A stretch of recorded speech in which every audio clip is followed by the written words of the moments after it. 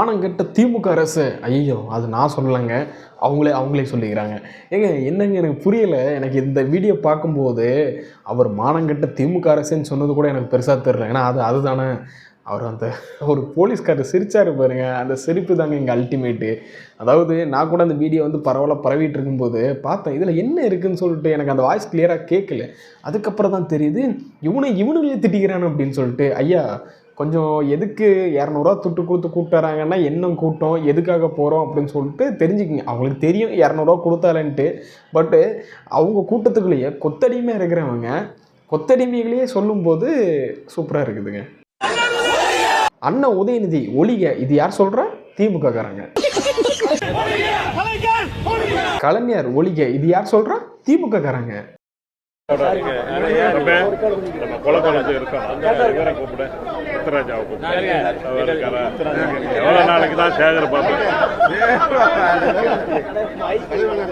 நல்லா கேளுங்கண்ணா, எவ்வளோ நாளைக்கு தான் நீங்களே வந்துட்டு கக்கூஸ் கழுவீங்க, நீங்களே ஏதாவது ஒன்று பண்ணுவீங்க, நாங்கள் பண்ணக்கூடாதா? நாங்கள் முன்னாடி வந்து நிற்கக்கூடாதா? அண்ணனுக்கு ஒன்றுனா இனிமேல் நாங்கள் தான் நிற்போம் அப்படின்னு சொல்லிட்டு நம்ம சேகர் பாபு ஒன்று பின்னாடி தள்ளிட்டாங்க. அண்ணன் வந்து இப்படி எட்டி பார்க்குற லெவலுக்கு ஆக்கி விட்டாங்க. அண்ணனை பார்க்கும்போதே பாவமாக இருக்குதுங்க. கடைசியில் இப்போ பார்த்தீங்கன்னா உள்கட்சி பூசல் இன்னும் பெரிய புல்கட்சி பூசல் ஆகிறதுக்கான வாய்ப்புகள் இருக்குது. பட் இவங்கெல்லாம் அந்த எப்படியும் அடப்பெடுக்கிறவங்க தானேங்க, பரம்பரை கொத்தடிமையாக இருக்கிறவங்க, பரம்பரையாக கொத்தடிமையாக இருக்கிறவங்க, பரம்பரையாக அறிவாலயத்தில் வேலை பார்க்குற மக்களுக்கு வேலை பார்க்கலாம். இவங்க பரம்பரை ஒரு தொழில் பார்க்குறவங்க, சாரி மக்களுக்காக நல்லது செய்கிறவங்க, தப்பாக நினைக்காதீங்க யாருமே. அப்படிப்பட்டவங்க வந்து அவங்களுக்குள்ள சண்டை வரலாம். சேகர்பாபு அண்ணன் வரை எங்கேயோ இருந்து வந்தவர். நேற்று வந்து நீயே அறிவாலயத்தில் இந்த அளவுக்கு நீங்கள் வந்து அறிவாலயத்தில் வேலை செய்யும் போதுல நாங்கள் எவ்வளோ வருஷமாக நாங்கள் இருக்கிறோம், எதுக்கு எடுத்துல நீங்கள் என்ன எங்கள் சின்ன தலைவர் பக்கத்துலேயே உட்காந்துருக்கிறது? சாரி டாய்லெட் ஸ்டார், நம்ம டாய்லெட் சூப்பர் ஸ்டார் யாருன்னு கேட்டிங்கன்னா இப்போ உதயநிதி அண்ணனை தான் பெருசாக பேசுகிறாங்க. ஏங்க நான் பேசலைங்க. இங்கே வந்து நீங்கள் சோசியல் மீடியா எடுத்துட்டிங்கன்னா பார்த்தீங்கன்னா 2 மணி நேரம் ஒருத்தர் கக்கூஸ்குள்ளேயே இருக்கிறாருன்னா எப்படின்னு தான் எனக்கு தெரிய மாட்டேங்குது. நம்மளாவது பரவாயில்ல போல் 1 மணி நேரம், அவர் 2 மணி நேரம் இருக்கிறாருன்னா ஒரு படம் பார்க்குற லென்த்துக்கு இருக்கிறாருங்க. எனக்கு தெரிஞ்சு உள்ள ஏசி மாட்டி வச்சுருப்பாங்கன்னு நினைக்கிறேன். அதனால் 2.5 மணி நேரம் உள்ளே இருக்கனால இருக்கலாம். 5 மணி நேரம் அதிலே படுத்து தூங்கி சாப்பிட்டு இருந்துட்டு எஞ்சி வரனாலும் ஆச்சரியப்படுறதுக்கு இல்லை. பட் ஒரு மனுஷன் 2 மணி நேரம் பாத்ரூம்லேயே இருக்காருன்னா இதெல்லாம் வந்து அச்சீவ்மெண்ட். எனக்கு தெரிஞ்ச கின்னஸ் ரெக்கார்டு, அடுத்த கின்னஸ் ரெக்கார்டு ஏதாவது ஒன்று இருந்துச்சுன்னா அவர் தான் அதில் வின் பண்ணிடுவாருங்க. வின் பண்ணதில்லை, ஒரு சர்டிஃபிகேட்டே கொடுத்துடலாம். அப்படி இவங்களுக்குள்ள யார் நம்ம சின்ன தலைவர் பக்கத்தில் நிற்கிறது, யார் நம்ம அந்த வேலை பார்க்குறது, அந்த வேலை இல்லைங்க. நீங்கள் நினைக்கிற மாதிரி வேலை கிடையாது. அண்ணன் சொல்கிற மாதிரி டபுள் மீனிங்கில் நான் பேசலை.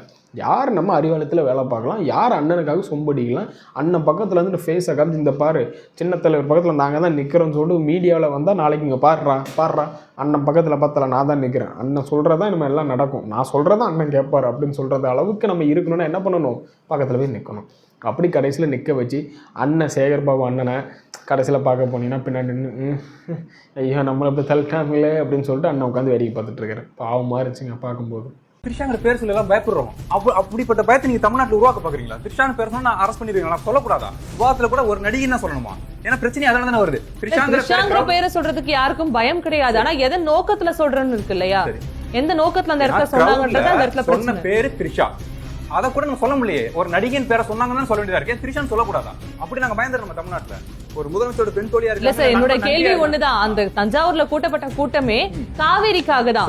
அங்க வந்தவங்க திமுகவுடைய தொண்டர்களும் விவசாயிகளும்ங்கிறத எங்களுடைய புரிதல் இருக்கு.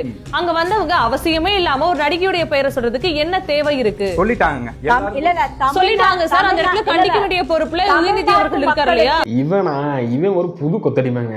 இது கிட்ட இன்னும் கொஞ்சம் வாய் நல்லா புடுங்குன்னு நினைச்சுக்கலாம். எல்லா டிபேட்டுக்கும் அனுப்புனீங்கன்னா இப்ப இந்த வாய் என்ன சொல்லிச்சு? திரிஷான் பேரை சொல்லக்கூடாதா? சொன்ன தப்பா? நீங்க அரெஸ்ட் பண்ணிடுவீங்களா?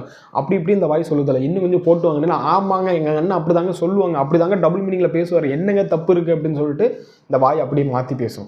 ஏன்னா இது அப்படி சொன்னது தானே, நாங்கள் வந்து தீய சக்தி, ஆமாங்க நாங்கள் தீய சக்தி தாங்க, இப்போ அவங்க என்ன சக்தி அப்படின்னு சொல்லிட்டு உட்காந்து கேட்குறாருல, ஒத்துக்கிட்டாரு பார்த்தீங்களா, நாங்கள் தீய சக்தி தான் அப்படின்னு சொல்லிட்டு ஒத்துக்கிட்டாருல. அதுக்கெல்லாம் பெருந்தம் வேணுங்க. நிறைய பேர் அவரை பிடிச்சி அடி நடிக்கிறீங்க தீய சக்தின்னு சொல்லிட்டாருன்ட்டு.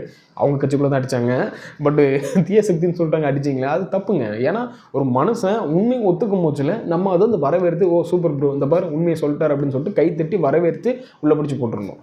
நீ தான் தீய சக்தி தானே, நீ எதுக்கிட்டா வெளியே சுற்றுற அப்படின்னு சொல்லிட்டு உள்ளே பிடிச்சி போட்டுருணும். பட் தலைவன் பார்த்தீங்கன்னா திரிஷான்னு யாரும் பேரை சொல்லக்கூடாதா? ஏன்டா நான் சொல்கிறேன்டா திரிஷா தப்பு கிடையாது. த்ரிஷாவுக்கு அப்புறம் நீங்கள் ஒன்று பேசுனீங்க பார்த்தீங்களா, டபுள் மீனிங்களா, அதுதான் அங்கே பிரச்சனை. அந்த டிபேட்டில் ஏதாவது சொல்கிறேன் நான் வாய் திறந்துட்டு என்ன பிரச்சனைன்ட்டு அந்த ஆங்கர் கரெக்டாக கேட்குறாங்க. என்ன கேட்குறாங்க, நீங்கள் தஞ்சாவூரில் எதுக்கு போராட்டம் பண்ண பண்ணுவீங்க, காவேரிக்கு தானே. ஆனால் நீங்கள் அங்கே போய் என்ன பேசுகிறீங்க, டபுள் மீனிங்கில் உட்காந்து பேசிட்டு இருக்கிறீங்க, அங்கே ஏன் த்ரிஷா வந்தாங்க அப்படின்னு சொல்லிட்டு கேட்குறாங்க. அவங்க ஒரு முதலமைச்சரோட பெண் தோழியாக இருந்தாங்கன்னா நீங்கள் இந்த மாதிரி இழுத்து வச்சு பேசிடணுமா? நீங்கள் மற்றவங்களாம் என்ன சொல்கிறாங்கன்னு தெரில. என்னை பொறுத்தவரைக்கும் கேட்டிங்கன்னா அவங்க 2 பேரும் ஃப்ரெண்ட்ஷிப்பில் இருக்கிறாங்க. அது 2வது பட்சம். நீங்கள் சொல்கிற நீங்கள் ஒரு சில பேர் நினைக்கலாம், இல்லை ப்ரோ அவங்க வந்து 2 பேரும் ரிலேஷன்ஷிப்பில் இருக்காங்க, அதெல்லாம் எனக்கு தெரியாது. எனக்கு இப்போதைக்கு அவங்க ஒரு பெண் தோழியாக இருக்கிறாங்க, அது அவங்க தனிப்பட்ட பிரச்சனை. அந்த இடத்துல அரசியல் சம்மந்தப்பட்ட இடத்துல நீங்கள் த்ரிஷாவோட பேரை இழுக்கும்போது என்ன ஆகுது, என்ன ஆகும்? இல்லை ஒரு இடத்துல நம்மள இந்த மாதிரி ஒரு கட்சி இதில் வந்து விஜய் அவர்களை பேசுகிறாங்க, விஜய் அவர்கள் சரியில்லை அப்படின்னு சொல்லிட்டு பேசுனாங்கன்னா ஆமாங்க சரியில்லைன்னு சொல்லிட்டு மேடையிலேருந்து ரிப்ளை கொடுத்தா பரவாயில்ல. சம்மந்தமே இல்லாமல் ஒரு நடிகை அவரோட பேரில் எடுத்து பேசுகிறாங்களே, அந்த இடத்துல த்ரிஷாவுக்கு அப்போலாம் நிவேதா பெத்துராஜ்னு சொல்லிட்டு கேட்டுருக்க வேண்டியதானே, ஏன் கேட்கல?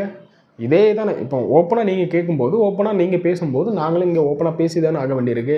ஒரு ஆள் சொன்னாங்க, இப்போ நீங்கள் பெருசாக பேசுகிறீங்களா, எடப்பாடி அவர்கள் கிட்டத்தட்ட பேசியிருக்காரு கேம்பெயின் பண்ணும்போது, மக்கள் காசில் ஒரு ரேஸ் ஒன்று நடத்தினாங்களே, ஒரு ஆள் தனிப்பட்ட விஷயத்துக்காக ஒரு தனிப்பட்ட ஆசைக்காக ஒரு ரேஸ் ஒன்று நடத்துனீங்களே அப்படின்னு சொல்லிட்டு அவர் அங்கே கேட்டு வச்சிருக்காரு. முடிஞ்சால் அவரை போய் அடிங்க. அதை விட்டுட்டு இங்கே இருந்துக்கிட்டு த்ரிஷா அவர்கள் பேர் சொன்னால் கஷ்டமாச்சவங்க, இப்படியாச்சவங்க அப்படியாச்சவங்கன்னு சொல்கிறேன். த்ரிஷா அவர்கள் பேர் சொன்னதில் தப்பே கிடையாது. அது எங்கே சொல்லணும்னு இருக்குது இல்லை, அங்கே சொன்னதுக்கு முன்ன ஒரு ஆன்சர் கொடுத்தார்ல, அதுதான் நீங்கள் தப்பாக இருக்குது. அது தப்புனே கடைசி வரைக்கும் சொல்ல மாட்டீங்கடா. நீங்கள் எதை நியாயப்படுத்தி பேசுகிறீங்க. காவிரி பிரச்சனைக்கு போராட போகிறோன்னு சொல்லிட்டு விஜய் அவர்கள் மேலே ஒரு வன்மத்தை கொட்டுறதுக்குனே நீங்கள் நடத்தின மாதிரி தான் எனக்கு தோணுச்சு. பட் நீங்கள் இதுக்கு இருந்துக்கிட்டு முட்டு கொடுப்பீங்க. நீங்கள் வந்து முட்டு கொடுக்குறதுக்குனே உள்ளே போயிட்டீங்க. அப்போ நீங்கள் வந்து முரட்டை முட்டு தான் கொடுத்துட்ருப்பீங்க. அந்த முட்டும் பார்த்து பக்குவமாக கொடுங்க, இல்லைன்னா கடிக்கிறதும் பார்த்து மெதுவாக கடிங்க. இப்படி ஒரே விஜய் அவர்களே கடிச்சிக்கிட்டே இருக்கணும் அப்படின்னு சொல்லிட்டு இருந்தீங்கன்னா அது நல்லதுக்கு இல்லை. முதல்ல நீங்கள் டிஎம்கே வந்து பேசுகிறதுக்கு தகுதியே இல்லை. ஊழல் செஞ்சிட்டீங்க நீங்கள் அப்படின்னு சொன்னீங்கன்னா டிஎம்கே உடனே போடுவாங்க, இந்த பாரு நீ இதெல்லாம் பண்ணியிருக்கான்னு சொல்லிட்டு தூக்கி போடுவாங்க. நீங்கள் பெண்களுக்கு எதிராக இருக்கீங்க, இந்த பாரு நீ பெண்களுக்கு எதிராக இருக்கிறா, இந்த பாரு நீ ஜாதிக்கு எதிராக இருக்கா, இந்த பாரு நீ இதான் பண்ணியிருக்கா, இந்த பாரு மதத்துக்கு எதிராக இருக்கா, இந்த பாரு நீ இதான் பண்ணியிருக்கா அப்படின்னு சொல்லிட்டு நீங்கள் இங்கே என்ன பாலத்துக்கு போட்டாலும் ரிப்ளை வந்து காலாலே திரும்பி எட்டி மிதிச்சு இந்த பாரு நீ அதான் பண்ணியிருக்கான்னு சொல்லுவாங்க. பட் அவங்க பண்ணாங்கன்னு சொன்னாலும் டிவிக்கே பண்ணணும் அப்படின்னு சொல்லிட்டு நான் சொல்லலை. டிஎம்கே பண்ணாங்கன்னு சொல்லிட்டு நம்மளும் அதே மாதிரி பண்ணணும்னு சொல்லிட்டு நினைக்கக்கூடாது. என்னை பொறுத்த வரைக்கும் நீங்கள் ஒரு மாற்றத்துக்காக வந்திருக்கீங்க, அந்த மாற்றத்தை எதிர்நோக்கி இன்னும் இருக்கிறோம். இன்னும் காலங்கள் அது இருக்குது, இன்னும் மாறும்னு சொல்லிட்டு நாங்கள் எதிர்பார்க்குறோம். அவ்வளோதான். இவங்க குறைக்கிற நாய் குறைச்சிக்கிட்டு தான் இருக்கோம். அந்த மாதிரி இவங்க கடைசி வரைக்கும் நாங்கள் எதிர்கட்சியாக இருந்தால் நாங்கள் பிடிங்கி தள்ளிடுவோம். நம்ம 40 வருஷம் முன்னாடி டிஎம்கே பார்க்க போகிறீங்க, நாங்கள் பார்த்துட்டோம். அந்த ஒரு நாள்லேயே நீங்கள் உங்களை அரெஸ்ட் பண்ண சொல்லி நீங்கள் போட்ட ட்ராமா, இந்த தமிழ்நாட்டில் ஏதோ வன்முறை வெடிச்சிருமோன்னு சொல்லிட்டு உங்களை கண்டு பயந்து அஞ்சினவங்க நிறைய பேர். அந்த டைமில் நீங்கள் நிறைய இடத்துல போராட்டம் பண்ணணும்னா ஒவ்வொரு வீட்லேயும் நெஞ்சை பிடிச்சிட்டு இருக்கிறாங்க. ஐயோ நம்ம பிள்ளை வெளியே போயிருக்கேன், நம்ம அப்பா வெளியே போயிருக்காங்களா, நம்ம பையன் வெளியே போயிருக்கேன், நம்ம பொண்ணு வெளியே போயிருக்கேன், இவனை வேற போராட்டம் பண்ணிட்டு இருக்காங்களா, வந்தவன் பொண்ணெல்லாம் அடிக்கிறானுங்க, கடையை மூட சொல்கிறானுங்க, சும்மா குறுக்க போனாலும் அடிக்கிறானுங்க, எவனை என்னன்னு பார்க்க மாட்டேங்காங்க, பத்திரிகையெல்லாம் தாக்குறாங்க அப்படின்னு சொல்லிட்டு அத்தனை பேரும் பயத்தில் இருந்தாங்க. என்ன நடக்குமோ, நம்ம பிள்ளை வெளியே போயிருக்கேன் அப்படின்னு சொல்லிட்டு பயப்பட்டது. அன்றைக்கி ஒரு நாள் கேட்டால் நீங்கள் வெளியே வந்துக்கிட்டு எங்கள் கடக உடன்பிறப்புக்கு அத்தனை பேரும் எனக்காக நின்னீங்க அப்படின்னு சொல்லிட்டு முட்டு கொடுக்குறதெல்லாம் பெரிய நீங்கள் பண்ண சாதனை பண்ணலை.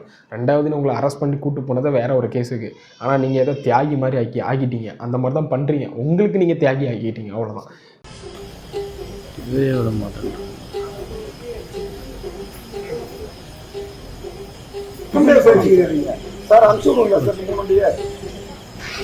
நம்ம சேகர் பாபு, அதாவது முன்னாள் அறநிலைத்துறை அமைச்சர், அவரை வந்து இப்போ என்ன பண்ணிட்டாங்கன்னா, கோயிலுக்குள்ளே நீ ஒன்று விடலாமா வேணாமா அப்படின்னு சொல்லிட்டு இன்னொரு ஆள்கிட்ட ஃபோன் போட்டு 3 வண்டி வந்திருக்கு. 3ம் பார்த்தீங்கன்னா பிற்காலத்தில், அதாவது முந்தைய காலத்தில் வந்து பல செய்கைகள் செஞ்சது. விடலாமா வேணாமா, பேசாமல் சிஎம்முக்கு ஃபோன் அடிச்சுட்டு இவர் உள்ளே விடலாமா வேணாமா, தமிழ்நாட்டுக்குள்ளே வைக்கலாமா வேணாமா அப்படின்னு கதைக்கு வந்துட்டான்னு நினைக்கிறேன். ஒரு ஃபேஸை பார்க்கும்போது பார்க்கணுமே, எனக்காட அந்த கதி அப்படின்னு சொல்கிற கதையாக தான் இருக்குது. பாவம். ஆனால் உடனே ஒன்று சொல்கிறேங்க, கரும்பான்னு ஒன்று இருக்குது. அதாவது தன் வினை தன்னை சுடும் அப்படின்னு சொல்லுவாங்க பார்த்தீங்களா. நீங்கள் பண்ண அலும்பல், நீங்கள் பண்ண செய்கைகளால் இப்போ உங்களுக்கே இது ரிவிட் அடிக்குது பார்த்தீங்களா. ஒவ்வொரு ஆள்கிட்டே கிடந்து ஐயோ அவரை கைது செய்யும் போதுல இவர் வண்டியில் போனது என்ன பார்த்தீங்களா. காலம் எவ்வளோக்குள்ள வந்து ஒரு ஆள் சொன்னார் காலம் பதில் சொல்லுன்னு சொல்லிட்டு, கடைசியில் அது அவருக்கு சொல்லிச்சோ இல்லையோ டிஎம்கேக்கு செமத்தியாக ஒன்று சொல்லி விட்டாங்க மக்கள். பட் இவங்களோட அரசியல் நோக்கம் என்னவா இருக்குதுன்னு பார்த்தீங்கன்னா, இன்னும் சரியான பாதைக்கு இவங்க போகலை டிஎம்கே. என்ன ரீசன்னா, ஒரு தோத்துட்டு வெளியே வந்ததுக்கப்புறம் அந்த ஒரு அனலைஸே கரெக்டாக இல்லை. எதுனாலும் விஜய் அவர்களை டேரெக்டாக ஒரு குறை சொல்ல முடியல, இவங்களுக்கு வேறு விஷயத்தில் குறை சொல்ல முடியல. அதனால் இவங்க என்ன பண்ணுறாங்க அப்படின்னா டேரெக்டாக விஜய் அவர்கள் மேலேயே ஒரு வன்மத்தை கொட்டிகிட்டு இருக்கிறீங்க. அது மக்கள் மத்தியில் இன்னும் உங்கள் மேலே வெறுப்பை தூண்டிகிட்டு இருக்குது. இது போகிற போக்கில் இப்படியே கண்டினியூ ஆச்சு அப்படின்னா வந்து டிஎம்கே வந்து என்டிகே கூட போட்டி 230 டெபாசிட் வாங்க துப்பு இல்லாத கட்சி கூட போட்டி போடுற நிலைமைக்கு போனாலும் போகிறதுக்கு வாய்ப்புகள் இருக்குது.